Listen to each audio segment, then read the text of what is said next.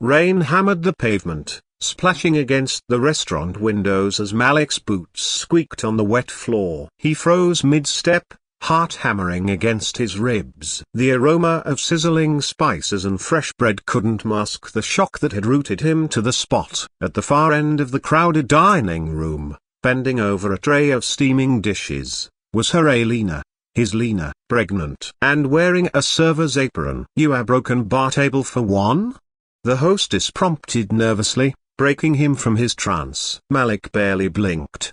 His eyes were locked on her, tracing the curve of her belly hidden beneath the apron, the familiar tilt of her shoulders, the small, unassuming smile she gave a customer. Confusion, anger, and an unnamable ache twisted in his chest. 2 years ago, they had been unstoppable lovers, partners, and dreams intertwined. Malik's startup had failed spectacularly, crushing their savings, and he had walked out of their apartment one night, defeated, leaving Lena to shoulder both heartbreak and bills. She had disappeared from his life, and he had assumed she had moved on. Never in his worst nightmares did he imagine her here, serving food to strangers while carrying the life that had been partially his. Malik's thoughts were interrupted when Lena approached his table with a steaming plate of biryani. "Are you okay, Malik?"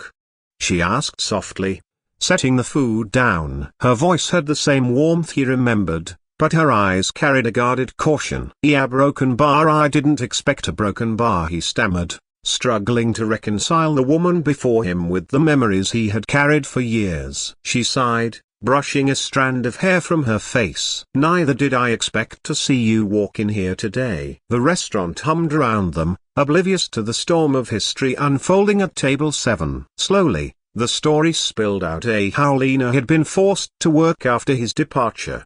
How she had found stability running a small local eatery, and how the child she carried was a reminder of both their love and their losses.